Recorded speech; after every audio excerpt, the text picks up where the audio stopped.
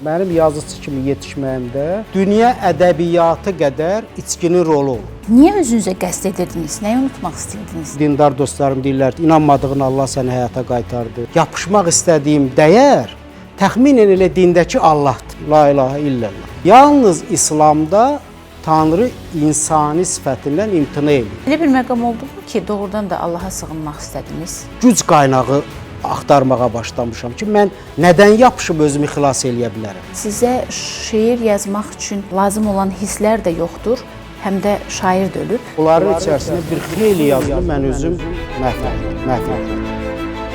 Özünüzün hansı əsəri ilə silinməz imza qoyduğunuzu düşünürsünüz? Qəzaya düşsəm, ölsəm, tarix və talih əsərin istəyərdim ki, məsələn, onu oxusunlar. Ateist Akşin bəylə ilahiyyatçı dindar Hacı Şahinin arasındakı dostluq necə formalaşdı? Hacı Şahin elə heç bir kəlmə ilə o məsələni çox rahat şəkildə həll elədi. Təsəvvür edin ki, Allah ilə danışmaq imkanınız var. Ona hansı sual verərdiniz? Bir də dünya yaratsaydın, yenə belə dünya yaradardın.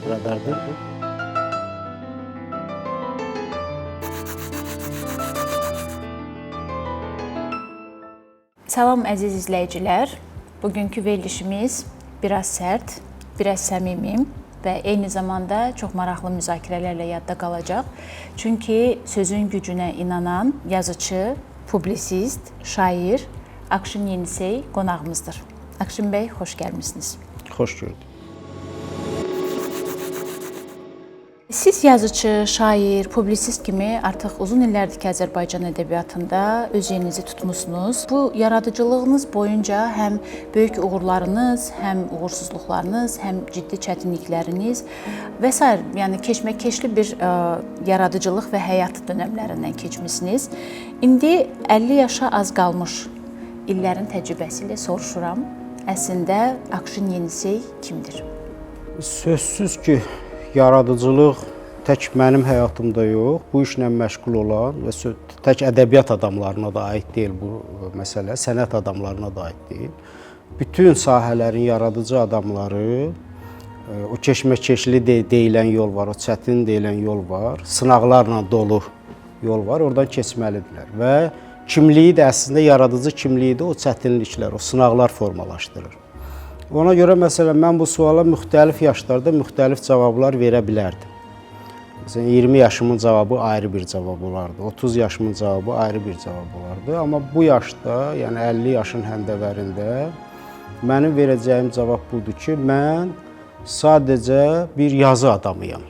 Yəni mənim həyatımın artıq yazıdan kənarda dəyəri və mənası yoxdur. Tənqidçiləriniz deyir ki, Akşin Yenisey ədəbiyyata fırtına kimi gəlmişdi, amma indi sanki ölü dənizdir.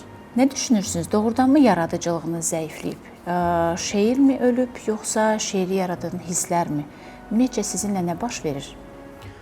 Bu tənqidi səsləndirənlərin özlərinin yaradıcılığa münasibəti çox maraqlıdır mənim üçün. Və yazıçının, şairin coşqun mərhələsi, o sizin dediyiniz kimi o alışıb, o coşub çağladığı mərhələ hansı məsələdə özünü göstərir? Məsələn, tutaq ki, bu fikri deyənlərin bir çoxu o adamlardır ki, mən 21 yaşımda, 22 yaşımda o emosional kimliyimlə cəmiyyətdə baş verən bütün hadisələrə münasibət bildirməyə və emosional münasibət bildirməyə çalışırdım, cəhd eləyirdim. Çünki bu yaşın tələbi idi.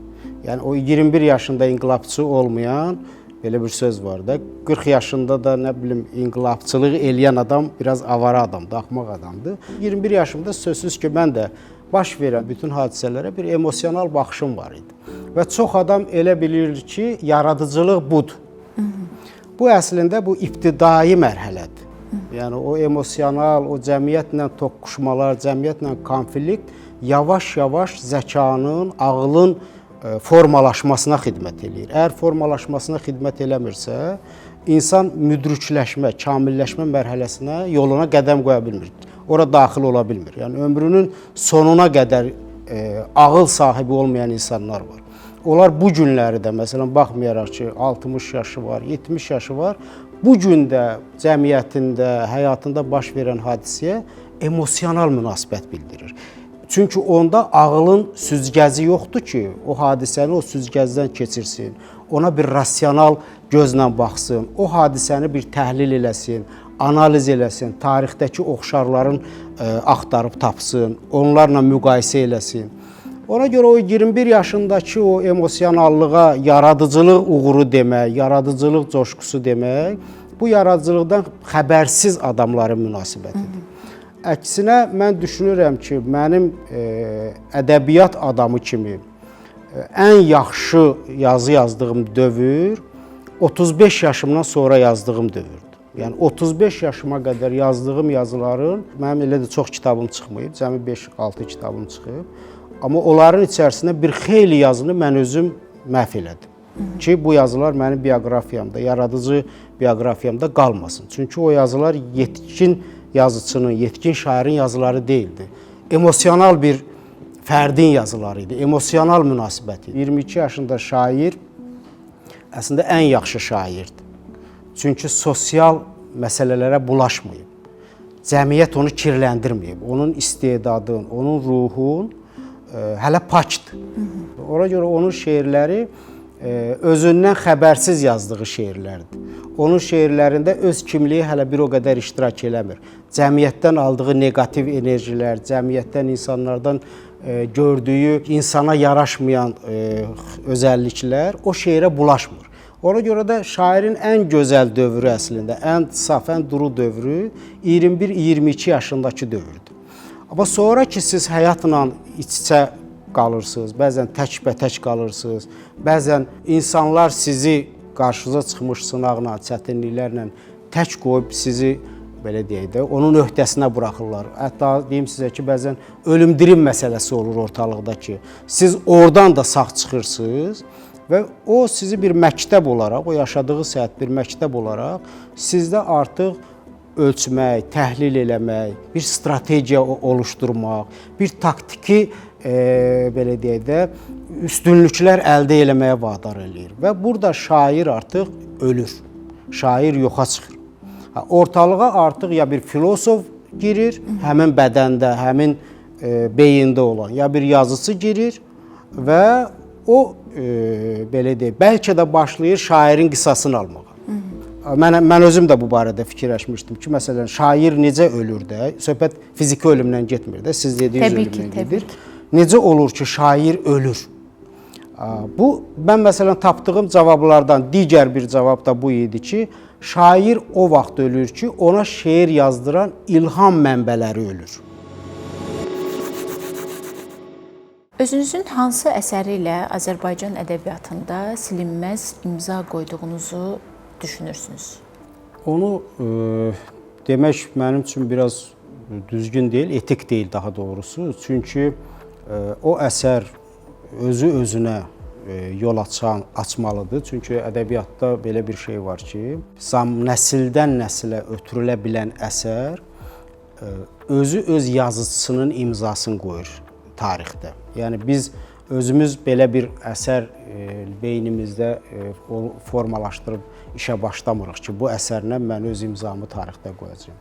Əsas məsələ odur ki, atalar oxuduğu kitabı öz oğullarına da oxumağa tövsiyə edirlərmi? Yəni mənim elə bir kitabım varsa və olacaqsa, o kitab mənim imzamı Azərbaycan ədəbiyyatına həkk eləyəcək. Amma mən indi deyim ki, məsələn, tutaq ki, filan romanı və yaxud filan şeirim məni Azərbaycan ədəbiyyatında saxlayacaq. Bu biraz həm etik deyil, həm də belə deyək də, obyektiv bir fikir deyil. Ona görə mənim bu suala cavabım yəqin ki, ölənə kimi olmayacaq, indi də yoxdur. Cansıxıcı azadlıq, kənd evi kimi özünüzün də bəyəndiyiniz, zövq aldığınız şeirləriniz var. Amma yəqin ki, ən məşhur şeiriniz Sənə məktub yazıram şeiridir. Amma özünüz də müsahibələrinizdə demişdiniz ki, bu şeir əslində bir təsadüfün nəticəsidir. Ramiz Rövşən kimi bir çox məşhur şairlərin də həyatında belə əsərlər var ki, təsadüf nəticəsində meydana gəlir və çox sevilir. Əslində bu oxucunun zövqü ilə şairin zövqü arasındakı uçurumdur. Siz bunu necə dəyərləndirirsiniz? Niyə var bu uçurum? Niyə şairin əslində özünü bəyənmədiyi və təsadüflə meydana gələn əsəri əslində bəlkə də şahesərinə çevrilir? Orada bir yazıçı ilə şairin oxu səviyyəsi, biz həm də oxucuyuq axı. Biz məsələn, bəlkə də hər oxucudan çox oxucuyuq. Məsələn, mən hər oxucumdan əminəm ki, çox kitab oxuyuram. Nə olsun ki, mən həm də kitab yazıram. Bizim oxuculuq səviyyəmizlə, məsələn, o şeirin oxuyan oxucunun ədəbi səviyyəsi, mütaliə genişliyi, mütaliə zənginliyi arasında uçurum orada var yazıçılar, şairlər arasında. Çünki onlar bilirlər ki, mən o şeirdən istəsəm gündə 20 dənə yazaram. Yəni mənim tanıyan şair və yazıçılar, mən məsələn onların arasında heç vaxt o şeirin adını çəkmirəm. Ki mənim belə bir şeirim var. Hətta mənim indi bu yaxınlarda şeir kitabım çap olunacaq. Mən o şeiri o kitaba salmamışam. Və müsahibələrin birində də demişdim ki, mən o şeiri öz oxucularıma hədiyyə edirəm. Heç vaxt da incimərəm. İstənilən oxucum götürsün o şeiri, öz imzasını qoysun. İstəsə çap eləsin, istəsə sevdiyi adama göndərsin. Qətiyyən mən onu xalqa hədiyyə eləmişəm o şeiri. Və kitabıma da salmamışam. Niyə görə? Çünki biz öz mühitimizdə, yəni yazıçılar, şairlər öz mühitində, onlar ədəbi dəyərləri bilirlər. Oxucuların da öz mühiti var. Onlar üçün də özlərinin müəyyənləşdirdiyi ədəbi dəyərləri var və o dəyərlərə uyğun əsərlər axtarırlar. Kütlə ilə elit mədəniyyət daşıyıcıları arasındakı bu uçurum ümumi cəmiyyətin daha yaxşıya doğru inkişafına mane olmurmu? Çox qısa bir daha buna aydınlıq gətirmənizi istəyəcəm. Mane olur, amma bu maneəni aradan qaldırmağın yolu yüksək dəyərlərə sahib, yüksək əxlaqi, estetik, intellektual səviyyəsi olan insanları kütləyə yem etmək deyil. Yəni biz elə bir üslub, elə bir metod, elə bir mexanizm axtarıb tapmalıyıq ki, bizim cəmiyyətimizdə kütlə insanlarının sayında azalma baş versin. Yəni bu belə bir dünyada, belə bir tarixin heç bir dövründə belə bir cəmiyyət olmayıb ki, orada hamı intellektualdır. Bütün tarixin, bütün dövrlərində cəmiyyətin 10%, 15% düşünən insanı var, 85%, 75% gündəlik həyat qayğıları ilə yaşayan və cəmiyyətin məsuliyyətini də daşımağa borclu olmayan, elə bir öhdəliyi olmayan insanlar çoxluğu var. Yəni söhbəti bu şəkildə qoymaq ki, biz gecə-gündüz əlləşib vuruşmalıyıq ki, bizim cəmiyyətimizdə savadsız insan olmasın, kütlə insan olmasın, bu avanturadır. Əlbəttə. Belə bir şey mümkün deyil. Bizim maarifçiliyin məqsədi ondan ibarətdir ki, cəmiyyətin düşünən, cəmiyyətin məsuliyyətin, mövcudluq, varlıq məsuliyyətin, inkişaf məsuliyyətin çiyinlərində daşıyan zümrə biraz belə deyək də geniş olsun, çox olsun. Yəni biz kütlənin içərisindən qazandığımız hər insan Azərbaycan xalqının, Azərbaycan mədəniyyətinin qazancıdır. Amma bu kütləvi ola bilməz. Sizin bir məşhur ifadəniz var. Elə dəyərlərdən danışmışkən mən bu sualı sizə ünvanlamaq istəyirəm. Siz demişdiniz ki, Allah haqqı, Allah yoxdur. Bəs bu sözlər təbii ki, çox rezonans yaratdı. Həyatınızda da müxtəlif yenə də çətinliklər, xəstəliklər, itkilər, ağır sınaqlar oldu. Bəs elə bir məqam oldumu ki, doğrudan da Allaha sığınmaq istədiniz və ondan kömək dilədiniz? Heç vaxt belə fikir ağlınızdan keçməyib? Orada məsələnin iki belə deyək, tərəfi var. Bir, Allahın varlığı və yoxluğu məsələsi mənim üçün fəlsəfi mövzudur. Yəni bu mənim subyektiv yanaşmam deyil. Yəni oxuduğum, araşdırdığım, özümün həyatdan çıxartdığım nəticələrlə belə deyək, sintez eləyərək bu məsələnin fəlsəfi izahını tapmaq istəyirəm. Məsələn, tutaq ki, biz deyirik ki, Allahın göndərdiyi kitablar. Məsələn, Tövrat, İncil, Quran Allahın göndərdiyi kitablar. Və burada yaradılış haqqında qəbul eləyək ki, bu kitablar Tanrının göndərdiyi kitablardır. Məsələn, mən sizə öz analizimi birini deyirəm sadəcə. Qəbul eləyək ki, bu kitabları həqiqətən də Tanrı göndərir. Və bu kitablarda Tanrı yaradılış haqqında bizə informasiya verir ki, dünyanı 6 günə yaratdım, insanı palçıqdan yaratdım, su qatdım, sonra nəfəs üfürdüm falan. Tamam. Yaradıcılıqla bağlı olan hissə, bu kitablardakı yaradıcılıq başa düşüldü. Yəni bu Tanrı dünyanı necə yaradıbsa bizə onun informasiyasını verir. İndi mən sizə sual verirəm. İncildə həm də Tanrı Məhəmməd Peyğəmbərə deyir ki, qadınlarınız sizin sözünüzə baxmırsa, onları özünüzdən uzaq saxlayın, bunu eləyin, ən axırda da döyün. Tutaq ki, hansısa bir surəsində də belə bir şey. İndi mənim üçün maraqlıdır. Bunu da mı Tanrı deyir? Yəni həm varlığı necə yaratmağı haqqında bizə informasiya verir, həm də sadəcə yəhudi kişisinə ayrıca bir tövsiyə verir. Sadəcə ərəb kişisinə ingilis qalır qıraqda, çinli qalır qıraqda, yapon qalır qıraqda, türk qalır qıraqda.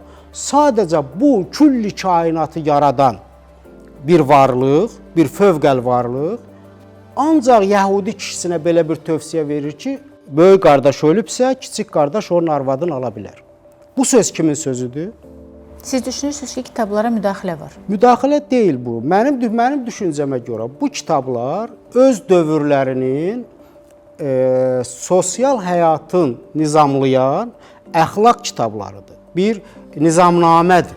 Yəni öz dövrlərinin elitası sadəcə məsələn Orta Şərqdə Peyğəmbərlik İnstitutu var idi.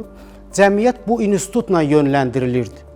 Elita cəmiyyəti necə idarə etməyi, cəmiyyətin belə deyək də problemlərin, cəmiyyət həyatına bir nizam-intizam gətirməkdən ötürü bu institutdan istifadə edirdi. Bu institut yalnız buradadır.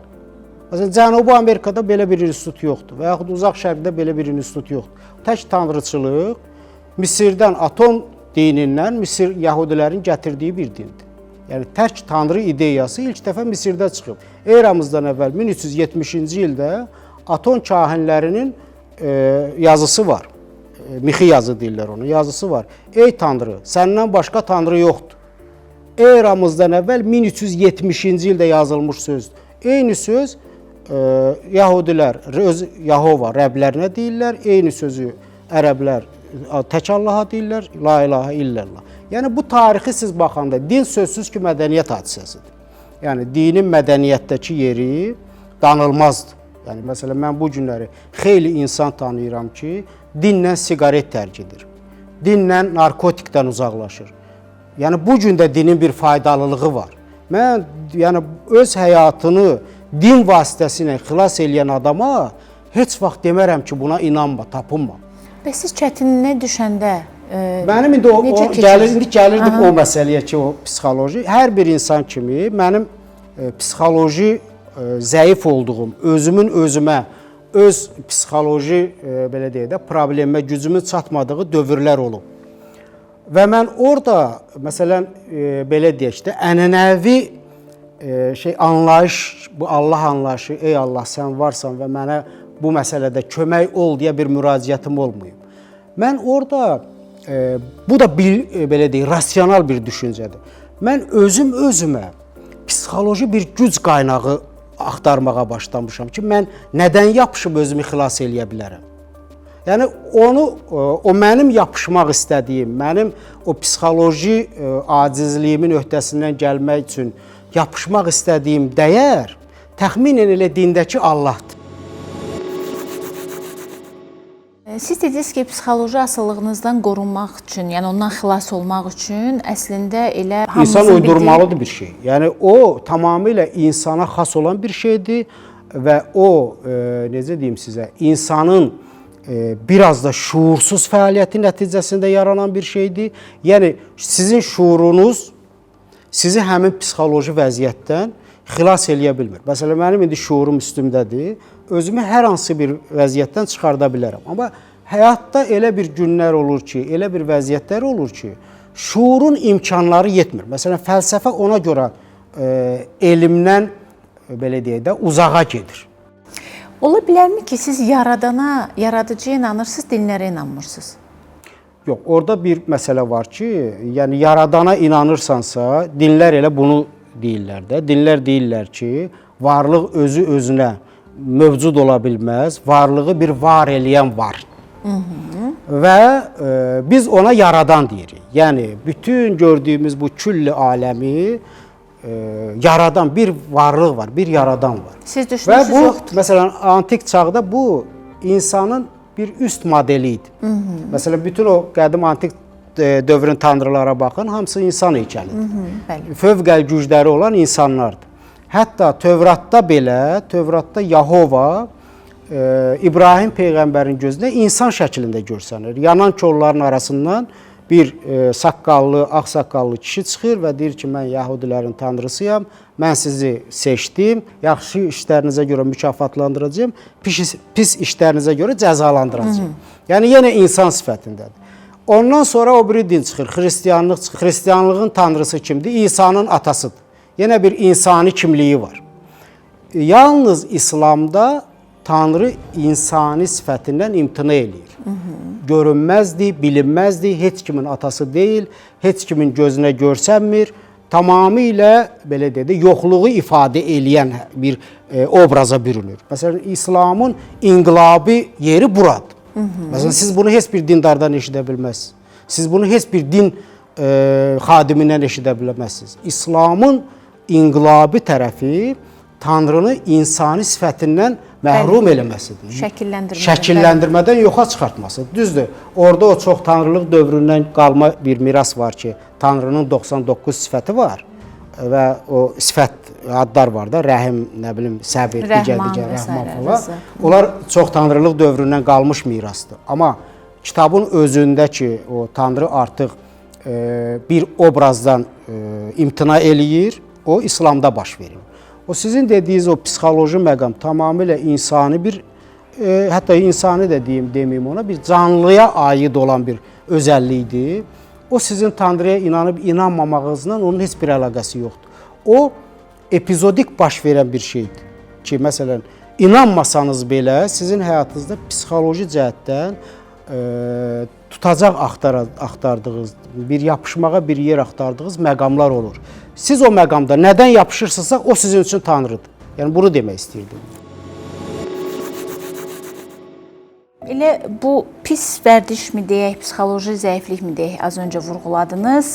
Siz qaraciyərinizi az qalsın ki, içki ilə məhv etmişdiniz və xəstəxanaya düşmüşdünüz. Niyə özünüzə qəsd edirdiniz? Nəyi unutmaq istəyirdiniz? Səbəb nə idi?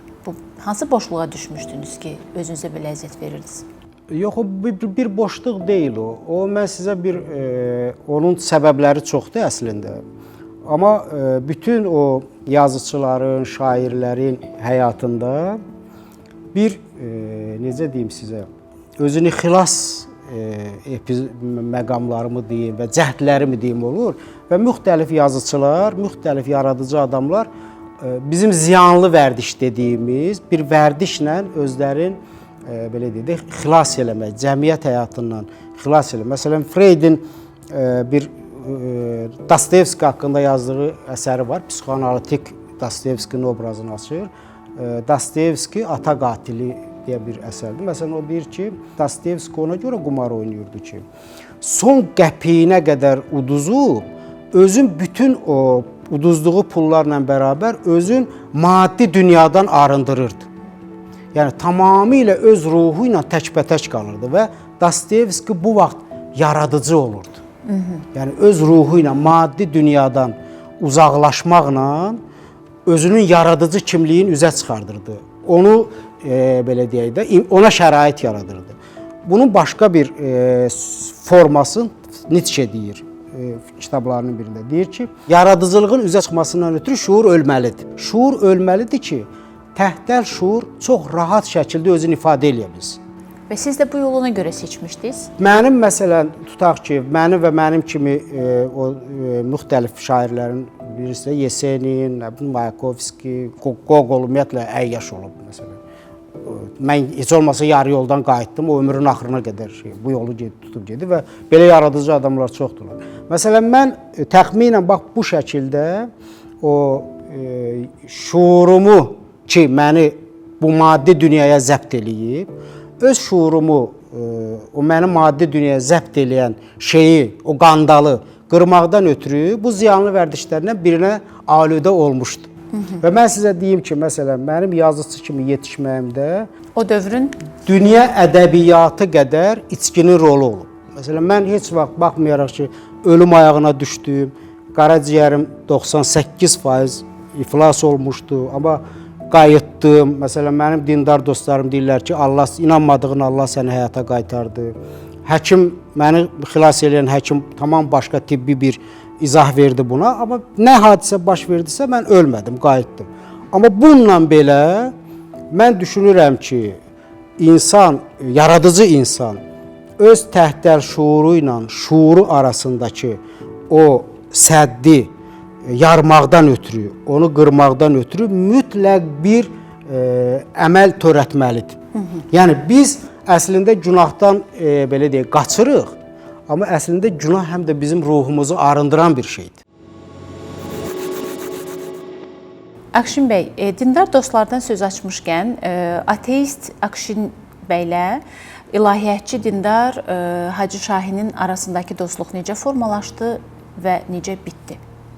Mən deyim ki, mənim dindar dostlarımın sayı çoxdur. Hacı Şahinlə biz həyatda dost olmamışıq. Mən sadəcə bir dəfə bir problem, şəxsi bir problem olanda bir dostuma danışdım və dostum dedi ki, sənin bu problemi bir nəfər həll eləyə bilər. Mən də heç inanmazdım ki, bu Hacı Şahinə nəzərdə tutur. Dedim ki, kimdir o adam, necə? Dedi ki, sənin işin yoxdur, mən həll edirəm. Və mənim yanımda Hacı Şahinə zəng vurdu. Dedi ki, Akşin, tanıyırsınız Akşin yenisi, onun belə bir problemi yaranıb. Bəlkə siz bu işə kömək eləyə bilərsiniz. Və Hacı Şahin heç bir kəlmə ilə o məsələni çox rahat şəkildə həll elədi. Yəni, və bunun belə deyək də, qarşılıq da gözləmədi. Tək Hacı Şahinin mənə qarşı belə bir münasibəti yox idi. Məsələn, bizim digər şairlərimiz var ki, onların kitablarını məsciddə təqdimatını keçirdi. Məsələn, mənim şair dostum var, Şəhriyar Delgerani. İlk dəfə bu son 30 ildə, bəlkə də qədim dövrlərimizdə olub, son 30 ildə ilk dəfə idi ki, bir məsciddə bir şairin kitab təqdimatı keçirilirdi. Yəni, Hacı Şahin əslində din adamı olsa da, o daha çox mədəniyyət adamı idi. Rəğbətiniz o səbəbdən idi? Hə, mənim ona sadəcə o qəfildən ki, dünyasını dəyişdi. Mən gözləyirdim ki, bizim hələ həyatımız davam eləyəcək və biz gec-tez hardasa bir üz-üzə gələcəyik. Mən o yaxşılığın əvəzin bu və ya digər formada ən azı bir təşəkkürlə, canlı ünsiyyətdəki təşəkkürlə o oğlana, o adama ifadə eləyəcəyim. Amma həyat elə gətirdi ki, mən bir səhər yuxudan uyandım ki, bütün saytlarda, informasiyalar orqanlarında yazılıb ki, Hacı Şahin dünyasını dəyişib. Mən öz borcumu qaytarmadan, yəni bunu beynimdə axı mən düşünürdüm və götürdüm o əhvalatı yazdım ki, bu adam belə bir insan, belə bir ürək sahibi idi. Amma çox insan elə bilmişdi ki, biz, hətta bəzi mənə belə dostlar da deyirdilər ki, biz bilməzdik ki, Hacı Şahin sənin kimi bir ateistlə bir dostluq eləyir, falan eləyir. Yəni münasibətə xələl gətirəcək səviyyəyə qaldıranlar oldu. Amma biz həyatda heç vaxt şəxsi dostluğumuz olmuyor. Akşin bəy, biz sürətli suallar hissəsinə keçirik. Bu suallara belə deyək də bir cümlə, 3-5 sözlə cavab verməlisiniz. Ən sevdiyiniz şeiriniz hansıdır? Ayrılıq ölümün plagiatıdır. Hansı xəyalın eşqinə yaşayırsınız? Konkret bir xəyalım yoxdur. Yəni ən böyük dərdiniz nədir? Dərdim də yoxdur. Yəni. Nifrət etdiyiniz 3 xüsusiyyətiniz? Nifrət duyğusu mənə biraz yad duyğudur. Yəni mən düşünürəm ki, insan düşünə bilirsə bir məsələ haqqında, heç sevmədiyi bir məsələ haqqında ona nifrət eləyə bilməz. Yəni düşünürəmsə, demək nifrət eləmirəm. Ona görə məndə demək olar ki, çoxdandır ki, nifrət deyə bir duyğu yox. Bəs sevmədiniz? Əsəb var, qəzəb var, aqressiya var. Amma nifrət deyə bir şey, kin deyə bir şey yoxdur. Bəs hansı xüsusiyyətiniz var ki, onu özünüzdə sevmirsiniz?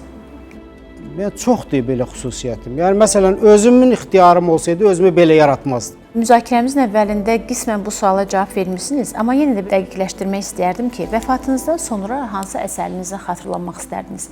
O əsəri artıq yazmısınız, yoxsa önümüzdəki illərdə gözləyək onu? Yox, indi deyə bilmirəm. Yazdıqlarımın arasından deyə bilmirəm. Amma birdən indi yolda gedəndə qəzaya düşsəm, ölsəm, tarix və talih əsərin istəyərdim ki, məsələn, onu oxusunlar.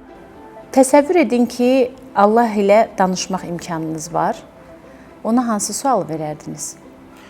Ona sual verərdim ki, bir də dünya yaratsaydın, yenə belə dünya yaradardın. Və bizim sonuncu hissəmizin sualı var. Gəlin bir anlıq təsəvvür edək ki, qarşınızda 20 il sonraki özünüz varsınız. İndi improvizə olaraq ona bir misra deməli olsaydınız, bu misra nə olardı? O misra həmi terroristçidən deyərdim onu, özümdən deməzdim. O misra da bu olardı ki, məni sevənlərin hamısı öldü. Hörmətli tamaşaçılar, Biznes TV-nin efirində yayımlanan Daha Aydın verilişinin növbəti buraxılışının sonuna gəldik. İnanırıq ki, çox maraqlı müzakirənin şahidi oldunuz və yenə də müəyyən məqamlara Akşin Yenisi ilə aydınlıq gətirdik. Salamat qalın.